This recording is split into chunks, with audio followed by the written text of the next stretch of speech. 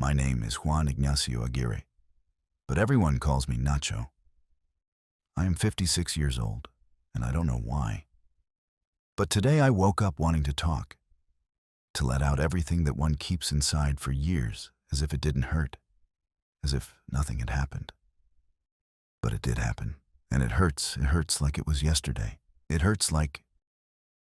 I was born in a town you may not know, called San Martin Texmelucan in Puebla. It's a beautiful place.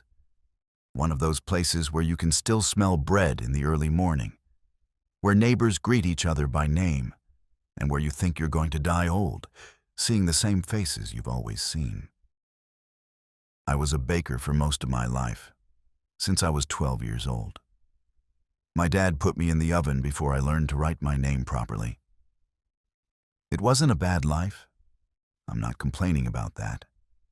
I learned to knead with my hands, to measure yeast without a scale, to read the oven just by looking at the color of the bread. You don't learn those things in school.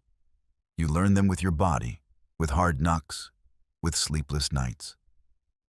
It was hard, yes, but it was honest work.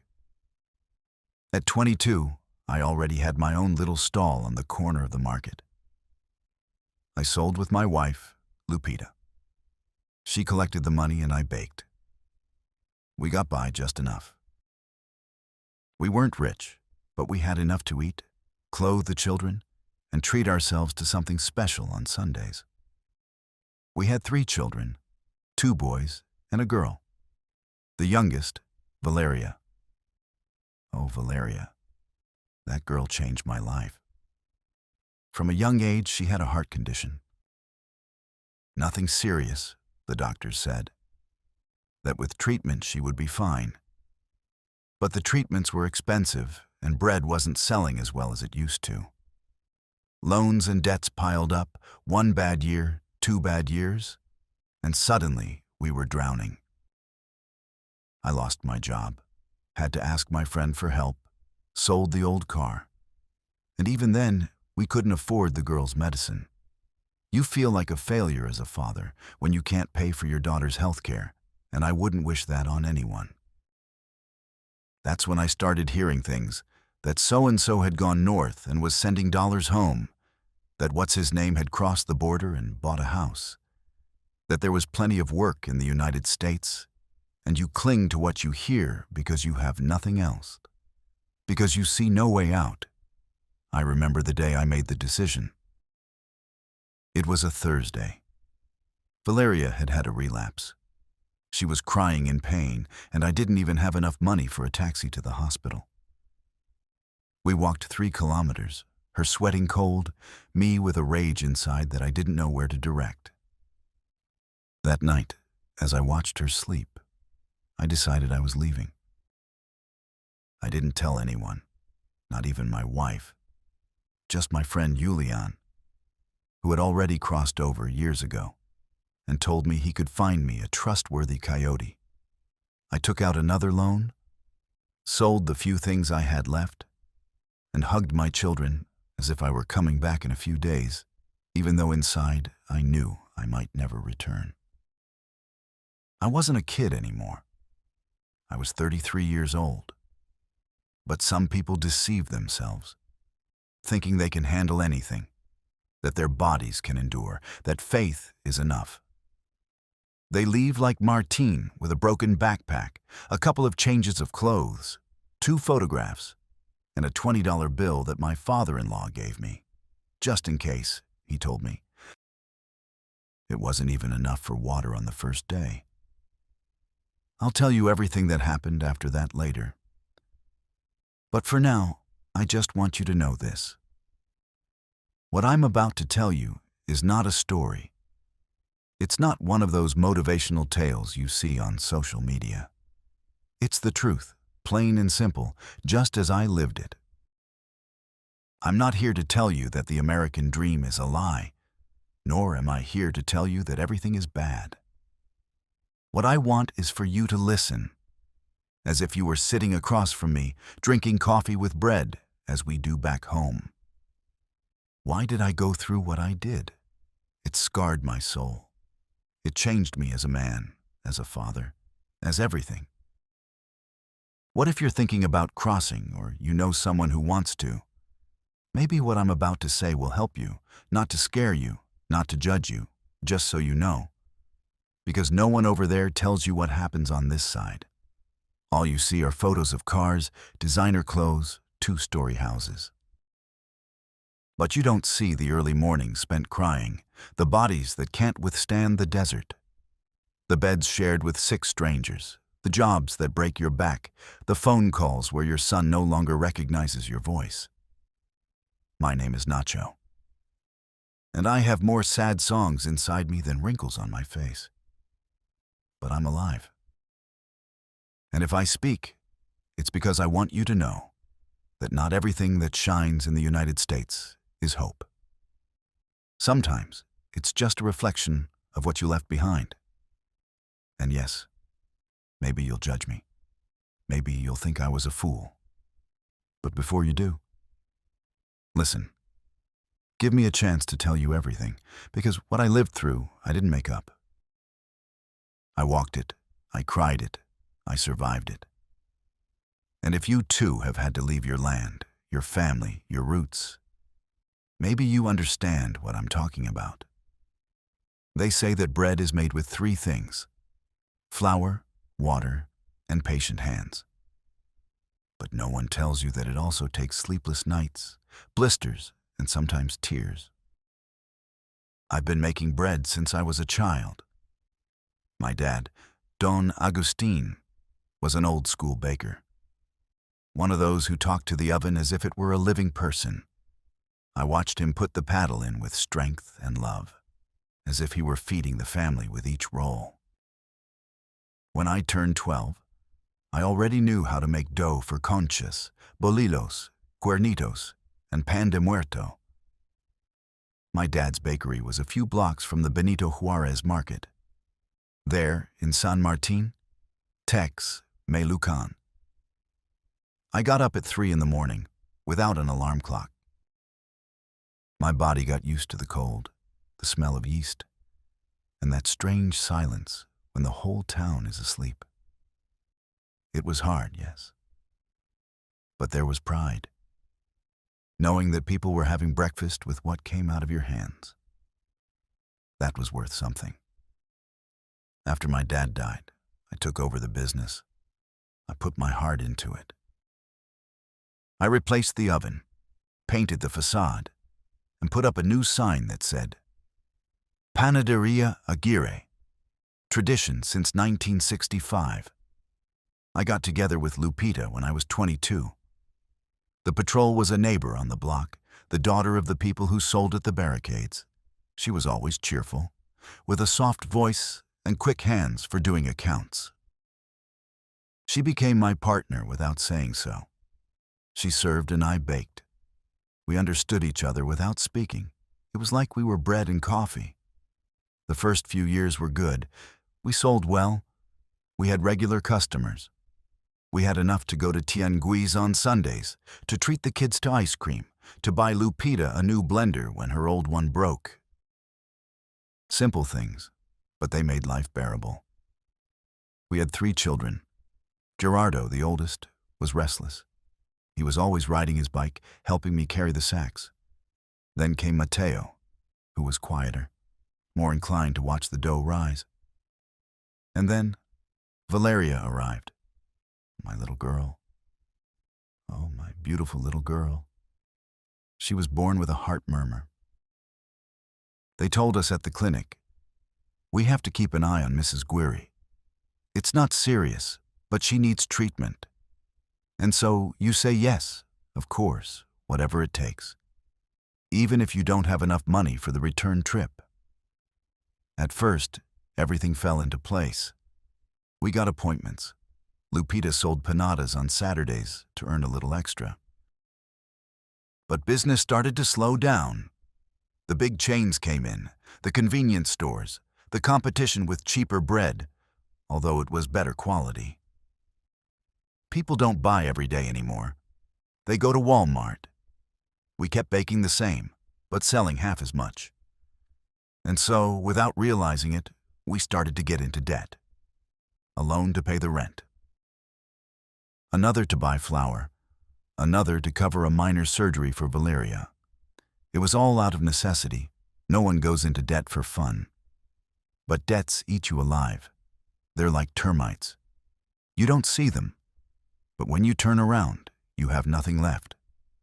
The collection calls started. Lupita cried at night. I put on a brave face, but inside I felt like trash. I wondered why I couldn't give my children a better life. Why wasn't it enough to work like a dog since I was 12? Where did I go wrong? One day, one of the loan sharks came to the bakery. He wasn't rude, but his tone was warning. He told me that if I didn't pay that week, there would be consequences. I don't know if it was true, but I was scared. Not for myself, but for my children, for Lupita, for Valeria. I already felt like I was drowning, but I couldn't let them go down with me. That same month, we sold the oven, the big one that belonged to my dad. It hurt more than anything else. It was like selling a piece of him, of me, of everything we had built. But there was no choice. The sale barely covered a couple of payments, and then we were back to square one. And just when I thought we couldn't fall any lower, Valeria had a crisis. She turned purple. She was having trouble breathing. She was screaming in pain. We took her to the emergency room in a taxi, with what little money we had left. The doctor was clear. She needed surgery soon, or she could get worse. And the surgery cost more than I had earned in a year. That night, I sat outside the hospital on a bench. Alone. My stomach was empty. My eyes were swollen. My hands were dirty with old flour. And there, on that bench, with the sound of ambulances in the background and the image of my daughter on the stretcher, I knew I couldn't take it anymore. That I had to do something. That staying there meant watching everything fall apart without lifting a finger. That's when I thought of the North, of the United States. I thought of those who had left and returned with trucks, houses, money. I remembered names, cousins, compadres, acquaintances who had made it there.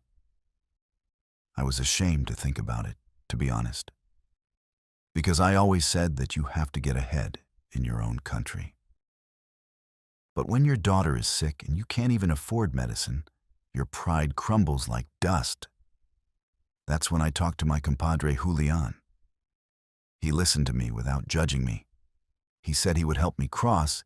He said he knew someone, a coyote, someone he trusted. I believed him. I didn't have many options. Lupita didn't know yet. Neither did the children. But I already had made up my mind.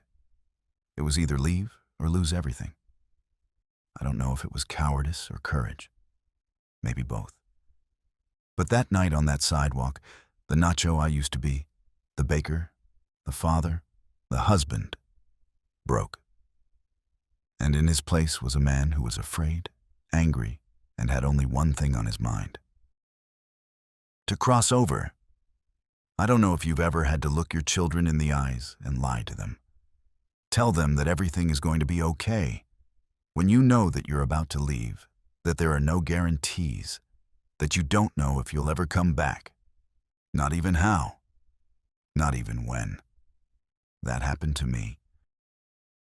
After talking to my friend Julian, everything moved quickly. He got me the coyote's contact information. We sent him a payment in advance.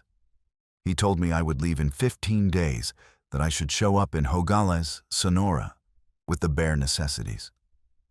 Just that. The bare necessities. But how does one decide what is necessary when crossing a country, a desert, an entire life? I had 2 changes of clothes. A sweater my mother gave me when I was young, a bottle of water, some old sneakers, and a photo of my children with Lupita in the town square. In the photo, Valeria was 6 years old. Valeria was She was smiling, with two poorly done pigtails, carrying a broken doll that she never let go of. I kept that photo in my wallet, wrapped in plastic, as if that would protect it from dust, sweat, sadness. Telling Lupita was the hardest thing I've ever done. I waited until 3 days before I left. I sat down with her in the kitchen after the children had gone to bed. I couldn't get the words out. I just looked at her, and she already knew. I don't know how, but she knew. She took my hand. The optician's eyes welled up. She didn't say anything. She just hugged me tight, as if that could stop me. That could. As if that hug would shield me from everything that was coming. Do what you have to do, Nacho. But come back, she said. And I broke down. We cried right there, hugging each other, with the unsold bread on the table, the kitchen light flickering, everything on top of us, but without letting go of each other. I didn't tell my children the whole truth.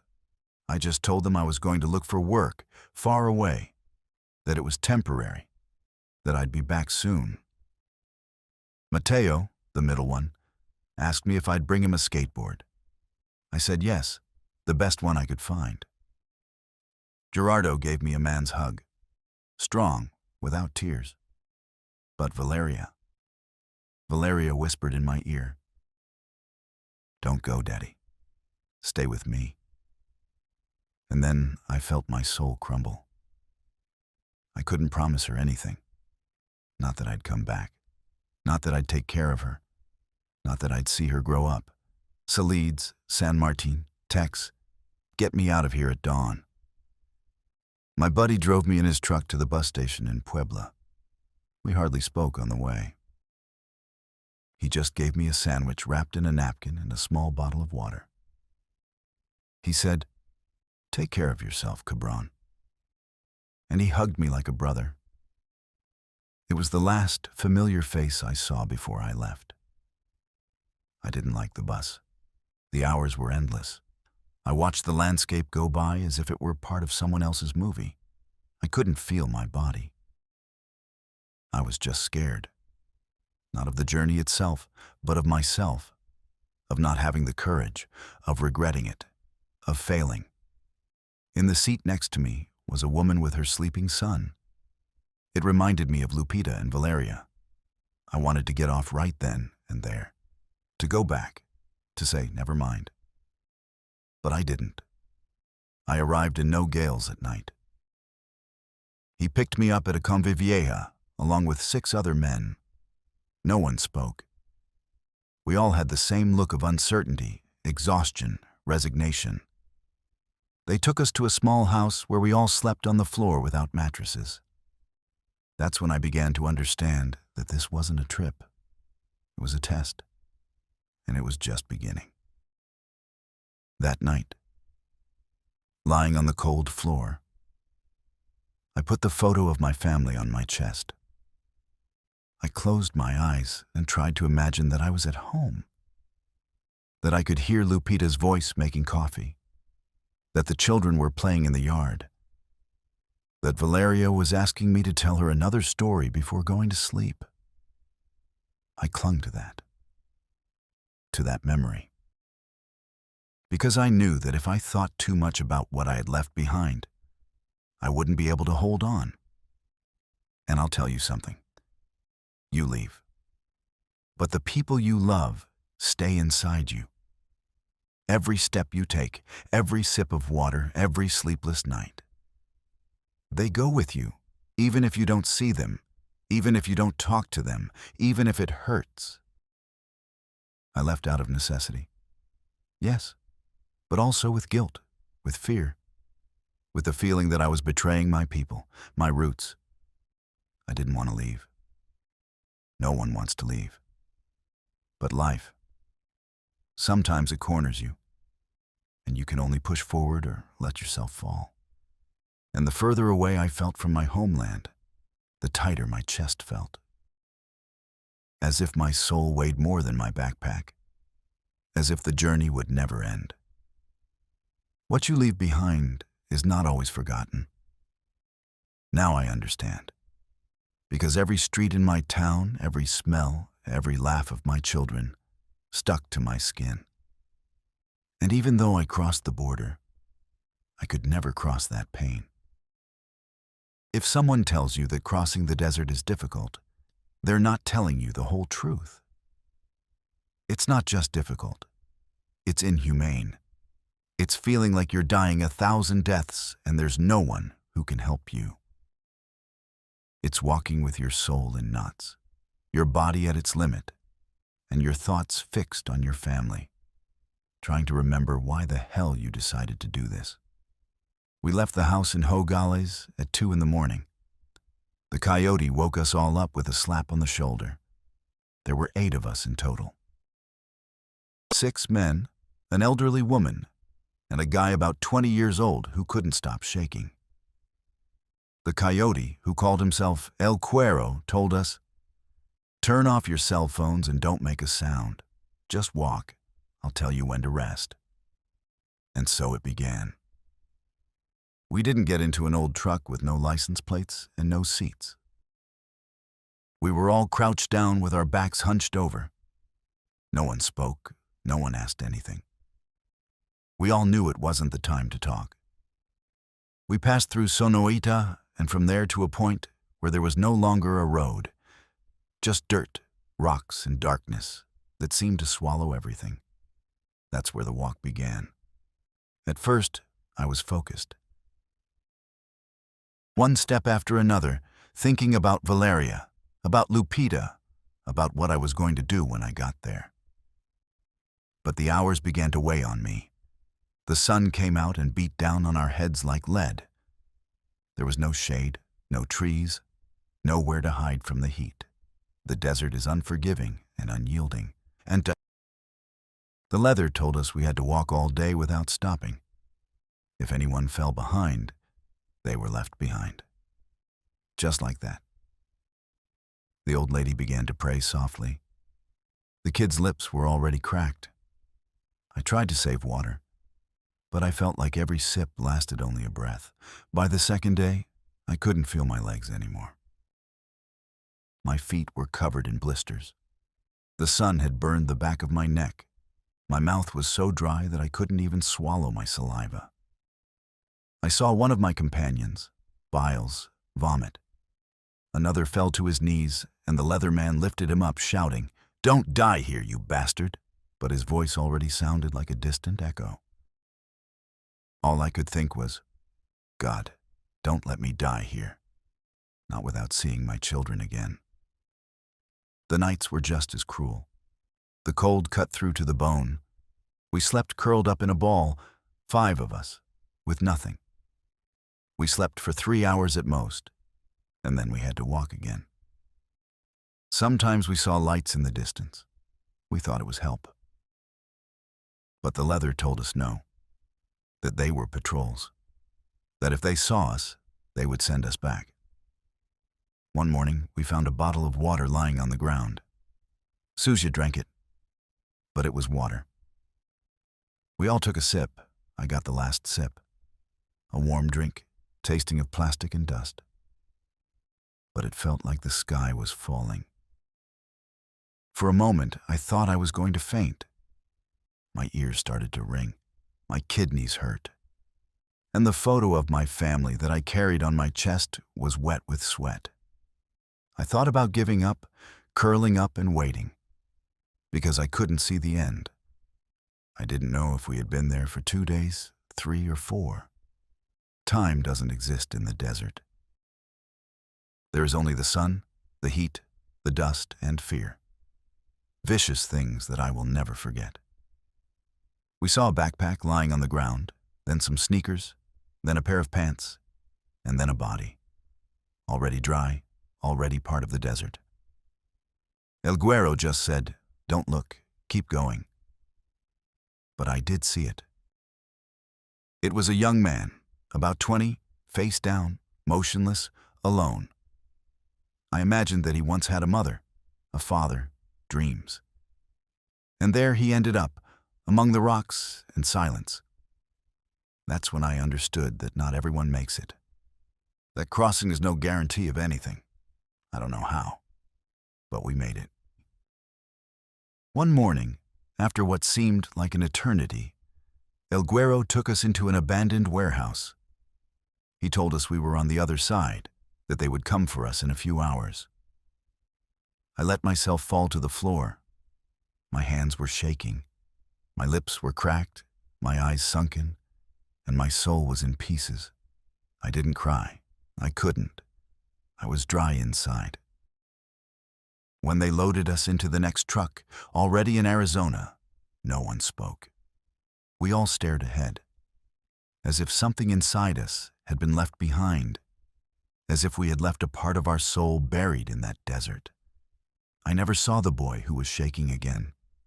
At some point along the way, he disappeared. I didn't ask about him. No one did. That's how the desert is. It swallows and doesn't give back. We arrived in Phoenix. They left us at a house where other undocumented immigrants were waiting. There I slept for 3 days straight. I got up only to drink water. No food, just water. Water as if it were gold. Water as if it were life. And when I was finally able to look at my reflection in a mirror, I didn't recognize myself. My face was burned, my eyes sunken, my beard grown long.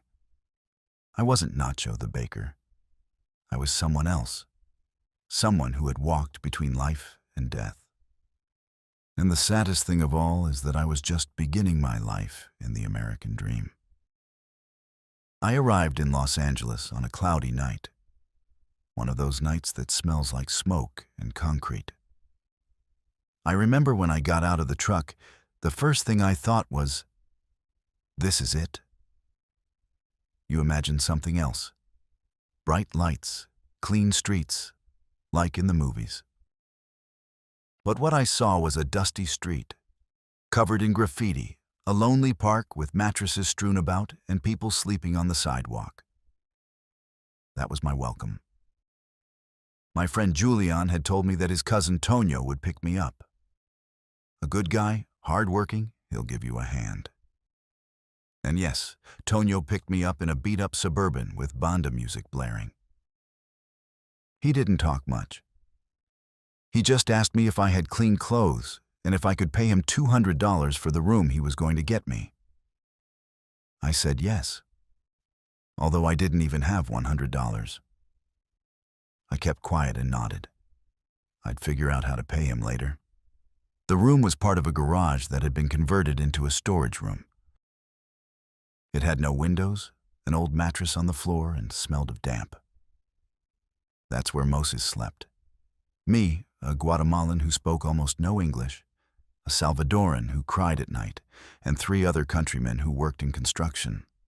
All silent, all tired, all broken. That first night, I lay on the floor looking at the rusty tin ceiling, listening to the snoring of the man next to me and the distant sound of patrol cars. And I felt such loneliness that my chest hurt. It wasn't just missing my family. It was feeling invisible, feeling like a shadow. I was in another country, in another life, and no one knew I existed. I slept with my wallet pressed against my chest. It had a photo of my children inside, and sometimes I would take it out in the early hours of the morning and look at it by the light of my cell phone. It was the only thing that reminded me that I was there. Why did I put up with it? The first few days were the hardest. I didn't know anyone. I didn't speak English. I didn't have any papers. I didn't even know how to get around the city. I didn't go out much. I was afraid of everything. Afraid that someone would ask me something on the street. Afraid that the police would stop me. Afraid that I would be deported. Afraid that I would be robbed. Afraid that I would die there and no one would ever know. El Tonio took me to a corner where day laborers were gathering. He told me I could find work there quickly even if it was just for a day. I sat on the sidewalk from 6 in the morning, along with 15 other men, all waiting for someone to pass by and hire us. Who wants to pull? As if we were tools, as if we weren't people. That first week, no one chose me. They said I was too big, too skinny, too slow.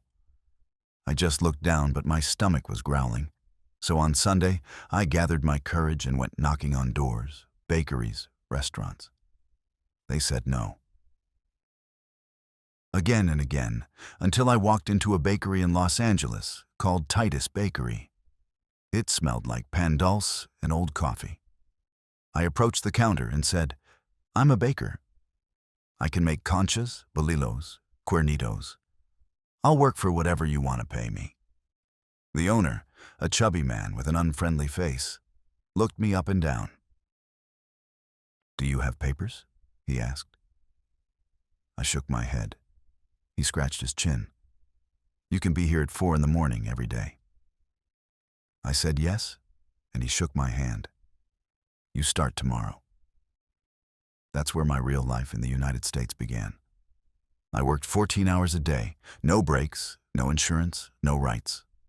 I made $350 a week.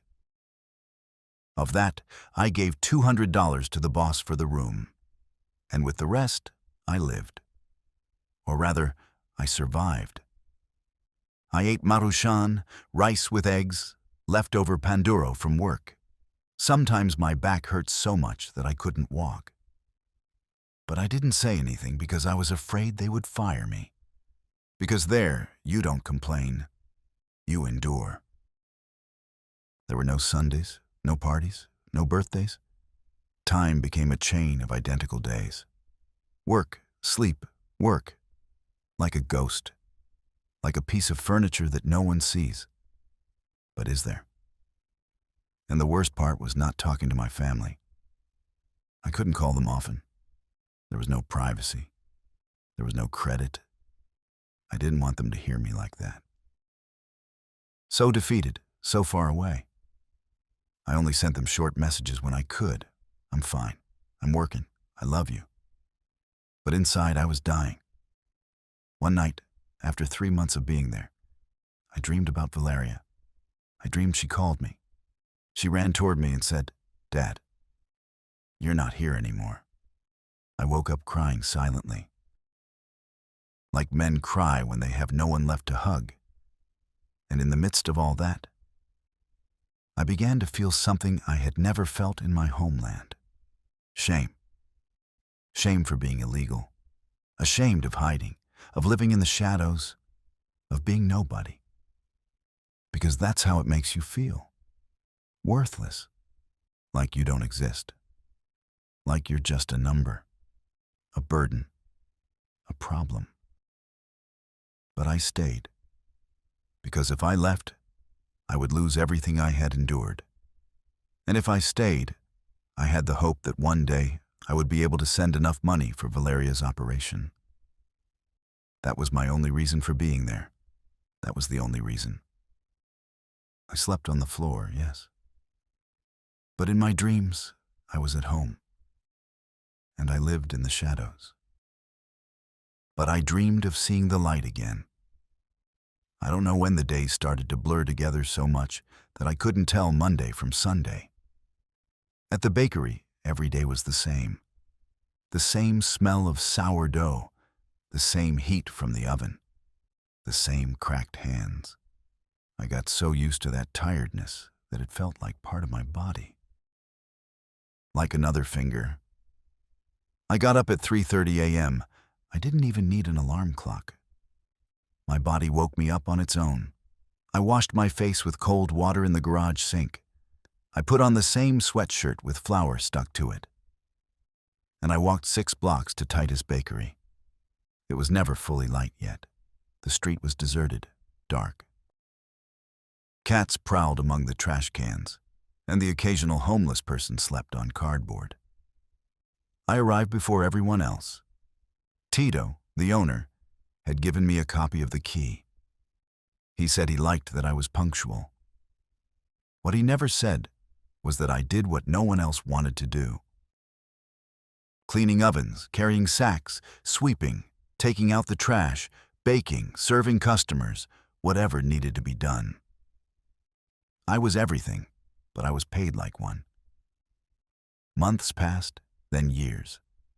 I worked there for almost 12 years. No contract, no insurance, no raise. Sometimes he would give me an extra $20 for good behavior, as if it were a reward. They paid me in cash in a small manila envelope. Always, exactly always on time, but always the same amount. I never dared to ask for anything. I was afraid. Afraid they would fire me. Afraid they would report me. Afraid of losing the little I had. Because that's the other side of the American dream. They teach you to be grateful even for mistreatment, as long as you don't go home empty-handed. I thought that with time, I would save up. That with hard work, anything was possible. But no, because everything costs money. Expensive rent, expensive food, transportation, unexpected expenses. And above all, sending money home. That was sacred. Every week without fail, I sent Lupita whatever I could.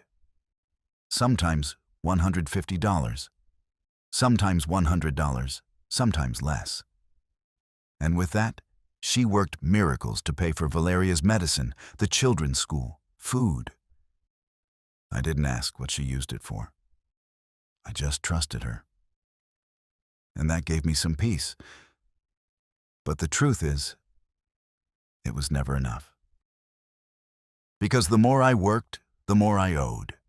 I paid rent to Tonio, bought food, paid for transportation, second-hand clothes. And there was always something else. A toothache that got infected and I couldn't go to the hospital. A traffic ticket I got for not having a license. A cell phone that broke down. A call from Lupita. Valeria needs another checkup, Nacho. Can you send a little more this week? And you don't say no. You say yes, of course. And then you figure it out. There were weeks when I didn't have a penny left for myself. Not even for a soda. Not even for a haircut. I looked at myself in the mirror and asked myself, is this me? This tired old man with black fingernails and a hunched back? It's me. And yes, it was me. It was Nacho, the baker. The man who once dreamed of owning his own bakery, of seeing his daughter grow up healthy, of growing old with Lupita. But back in Los Angeles, I was nothing. Not Nacho, not Juan Ignacio, not a baker. I was the Mexican, the illegal immigrant, the one who works hard. And that was it. Once a customer spoke to me in English. I didn't understand what he said. He looked at me with contempt. "Speak English," he shouted at me. And I felt small, invisible, as if I had no right to be there, as if I were a nuisance. Another time, a co-worker cut himself badly with the bread slicer. Tito sent him home with a bandage. He didn't want to take him to the hospital because he didn't have papers. The next day, he didn't come back. And no one asked, why there? If you're not good, if you're no good, they replace you. It's that simple. Like you're a rag. And you put up with it, because there's no other choice. I worked with a fever, with back pain, with swollen feet. I never asked for a day off. Not even when my mother died back in Puebla. They told me by text message. I'm alone in the bakery bathroom. Then they saw my face, and I kept baking. I also missed birthdays, graduations, illnesses. Once Valeria was hospitalized. She was 9 years old. Lupita sent me a photo from the hospital. She was holding her favorite doll. I wanted to die. I felt like the worst father in the world. I couldn't be there. I couldn't hug her. I couldn't do anything. Just work. Like a donkey. And that's when I started to feel that something wasn't right. that this dream was consuming me, that I was becoming a shadow. I walked down the streets and didn't even recognize myself. Sometimes people would talk to me and I wouldn't answer. I was on autopilot, as if I had left my soul in the oven next to the bread. But I kept going, because I had to keep going, because I couldn't let my family down, because they were waiting for me in Mexico, because they believed I was succeeding. And that was the worst part. People think that because you're in the United States, you've made it, that you have dollars, that you have a car, that you live well. No one knows that you sleep on the floor, that you eat canned beans, that they exploit you, that they humiliate you, that you cry in silence. No one knows. And if you tell them, they don't believe you. But why don't you go back? They would ask me sometimes, and I would think, go back to what? To continue suffering? To see my sick daughter and not be able to do anything? To fail her? Number, I'd rather stay, even if it hurt. Even if I was dying inside. Because sometimes you kill yourself for your loved ones, and no one sees it. I had never felt so far away as I did then. And I had already been in the United States for years, living like you live when you don't have papers. In silence, without bothering anyone, working more than my body could take, eating whatever I could find, dreaming just enough to stay sane. But then that call broke me in two. It was a Monday, I think. One of those days when everything feels the same. The bread, the coffee, the exhaustion. I was at the bakery finishing a batch of croissants when I felt my cell phone vibrate in my pants. It was Lupita. She almost never called me during work hours, so I knew. Something was wrong. Nacho. Valeria is in bad shape. Her voice was that of someone who no longer had the strength to cry. I was speechless. She fainted at school. She wasn't responding. We took her to the hospital. They're going to run some tests. But they say she needs surgery. Urgent. Silence. And then those words that still echo in my head. They say that if she doesn't have surgery this week, it may be too late. I couldn't breathe. I felt like my soul was being ripped out of my chest. I dropped the phone. I stood there with my hands covered in flour, staring at the oven like an idiot. My co-workers saw me, but no one said anything. Only one touched my shoulder. "Everything okay, man?" I nodded, as if I were fine, as if everything wasn't falling apart. That afternoon, I couldn't continue working. I told my uncle I felt sick. He looked at me with a stern expression. He said, "Just for today." I said yes. I left. I walked aimlessly. I was in a daze. I sat on a bench on a corner in Boyle Heights, watching the cars go by as if I were on another planet. I thought about everything. Every damn decision that had brought me there. Every day away. Every hug I didn't give her. Every story I didn't read to her. Every night Valeria waited for me and I wasn't there. I wanted to run to the airport, fly away, hug her, tell her that her dad was there, that she wasn't afraid, that everything was going to be okay. But I couldn't. I didn't have papers. I couldn't leave the country. If I left, I wouldn't come back. I wouldn't be able to come back in. It was that cruel, that simple. She'll call me back later. She told me that the doctors were already preparing everything, that the public hospital was going to cover part of the cost. But what about the medicine, the tests, the specialists? I asked her how much she needed. She told me a figure that left me speechless. I don't have that, buddy. but I'll see what I can do. Hang up. I locked myself in the little room in the garage. I sat on the floor, I hugged my knees, and I cried like I've never cried in my life. Not like a man, not like a father. I cried like a child, broken, fragile, alone. I felt rage. So much rage. Against life, against myself, against this damn country that had me working like a dog. And even so, I couldn't help my daughter. What was the point of being there?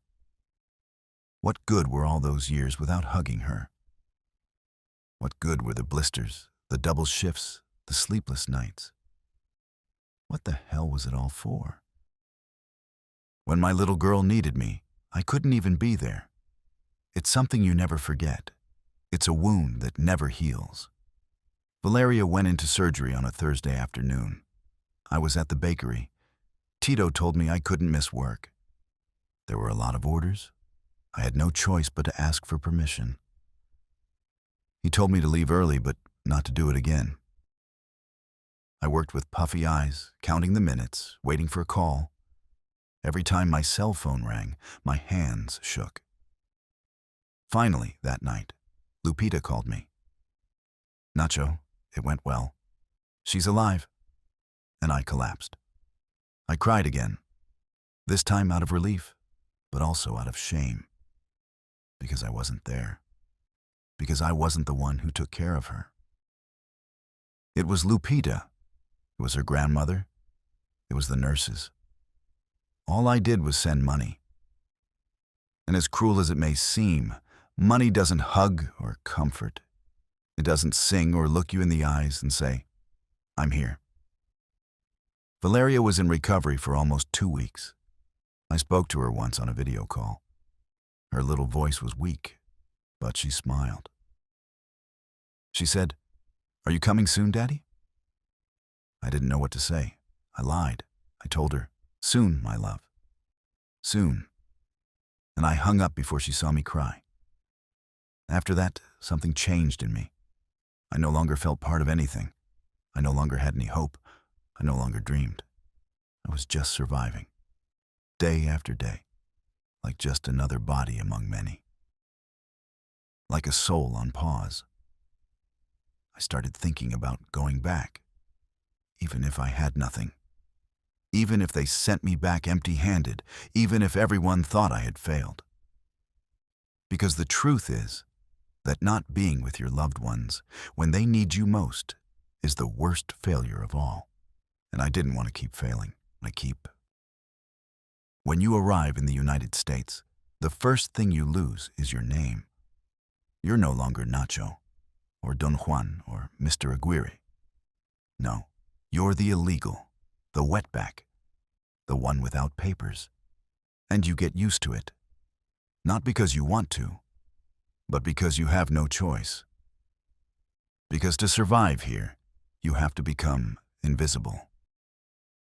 Walk without making a sound. Work without raising your voice. You breathe deeply when they yell at you, and swallow hard when they treat you like you're worthless. But that's not the problem. The real price isn't what they say to you. It's what you lose without realizing it. I lost moments, years, caresses, birthdays, laughter, silly conversations in the kitchen, family meals, all those little things. But when you don't have it, it hurts like your soul is being ripped out. Sometimes people ask me if it was worth staying there for so many years. And I don't know what to say. Because if I speak from my heart, I tell you no. But if I speak as a father, as a man who didn't want to see his daughter die because of a lack of money, I tell you, I had no choice. And that's the trap. The American dream never tells you that every dollar you earn comes with a piece of your soul. That every hour of overtime you work is an hour less with your children. That while you're slaving away there, your family learns to live without you. That's what hurt me the most. One day, talking to Gerardo, my eldest son, on a video call, he said to me, "Dad, I don't remember what your laugh sounds like anymore." My heart sank. He said it without meaning to hurt me, like someone telling an innocent truth, but it killed me inside. Another time, Mateo sent me an audio message telling me he had gotten good grades, and I didn't know what to say to him, because I didn't even know what grade he was in. And that's when I understood that I was missing out on them. I was no longer part of his story. And when I finally spoke to Valeria, who was feeling better, she said something that I still can't get out of my head.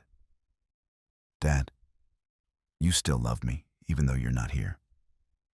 That's when it all hit me. Because I didn't leave because I wanted to. I left for them, to give Valeria a chance, to support my family. But along the way, I lost myself too. The days became routine, the weeks became punishment, and the years became a chain that I couldn't see a way to break free from. Because the more time I spent there, the harder it was to go back. It was as if every dollar I sent home dug me deeper into the ground that wasn't mine. And no one tells you that there. No one talks about the emotional cost, the emptiness, the insomnia, the anxiety attacks, the nights when you feel like you're worthless, when the only thing keeping you going is the memory of why you're there. Sometimes I would sit alone in the park watching other families.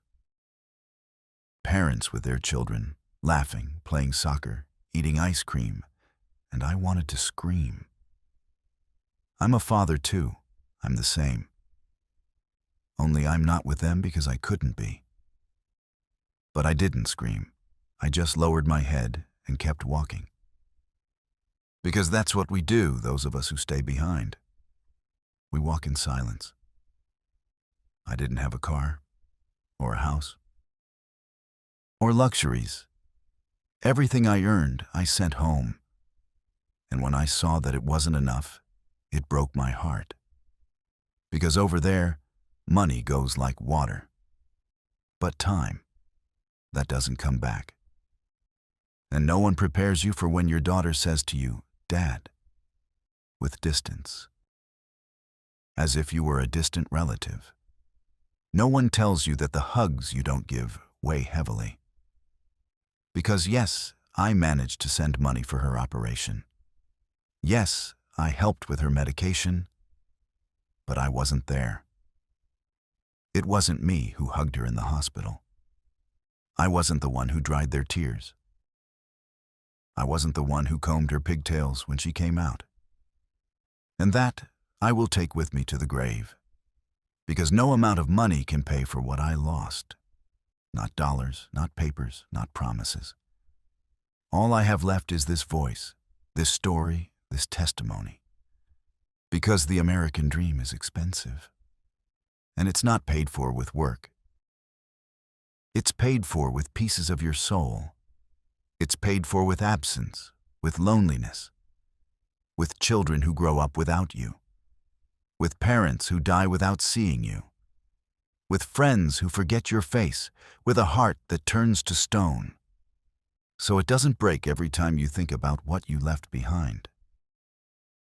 And now that I think about it, what hurt me the most about staying there for so many years wasn't what I suffered. It was everything I didn't live. It took me 13 years to come back. 13. And it wasn't because I didn't want to. It was because I was afraid.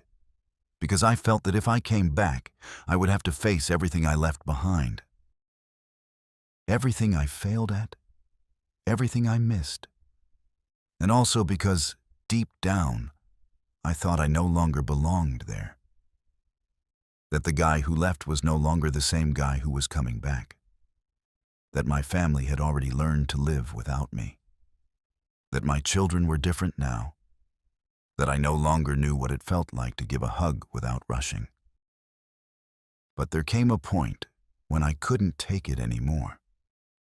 I woke up on a Monday like any other and looked at myself in the mirror.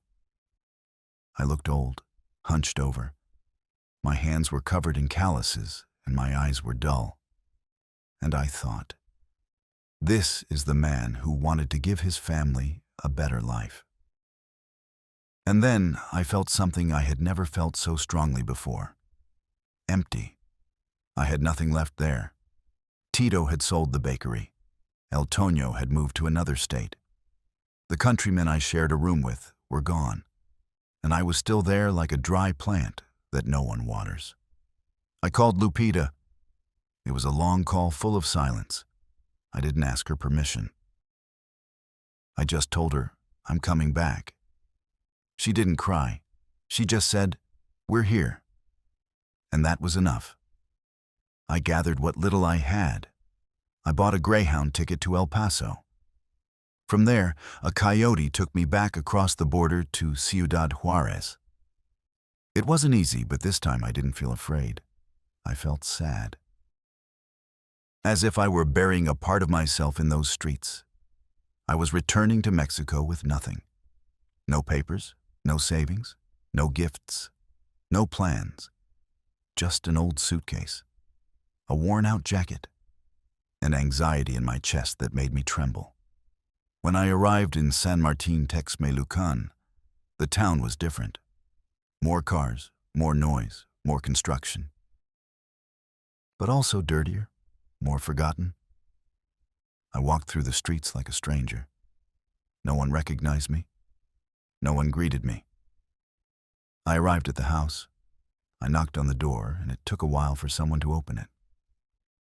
It was Lupita. She looked at me. She remained silent, as if she didn't know if it was me or if I was a ghost. Then she hugged me. Her body was shaking. Mine too. We cried. We didn't say anything, because sometimes words get in the way. Then the children came out. Well, they weren't children anymore. Gerardo was already 22, Mateo was 20, and Valeria, my little girl, was already 17. She was the one who hugged me first, but it was a short hug, cold, uncomfortable. It wasn't out of malice. It was because she didn't know me anymore. Because to her, I was a voice, a video call, money that arrived on Fridays. I didn't know how to approach them. I didn't know what to say to them. What do you tell your children after more than a decade away? Do you tell them you miss them? That you dreamed about them? That you cried for them? That's enough. I tried to spend time with them, ask them questions, listen to their stories. But it was as if we spoke different languages. Gerardo was already working in a workshop. Mateo was studying architecture. Valeria was in high school. They all had their own lives, their routines, their worlds. And I felt like a guest in my own home. Lupita had changed too. Not in love. I knew she still loved me, but she wasn't the same woman anymore. She was stronger, more reserved, more practical. As if she had become tough out of necessity. As if life had told her, you can't wait for anyone anymore. I slept in the children's room. I got up early. As always, but without knowing what to do. I sat in the courtyard. I listened to the sounds of the village and thought. I really came back. One afternoon, I went to see my dad's old bakery. It was closed, abandoned. With graffiti on the walls and the sign fallen down, I approached the door and stuck my hand through the cracks. It still smelled like an old oven. I stood there for a while, my forehead pressed against the bars, remembering who I was before I left, remembering why I left, and wondering if it had all been worth it. Because coming back isn't like in the movies. They don't wait for you with balloons or endless hugs. There's no party. There are no speeches. Coming back is like waking up from a coma.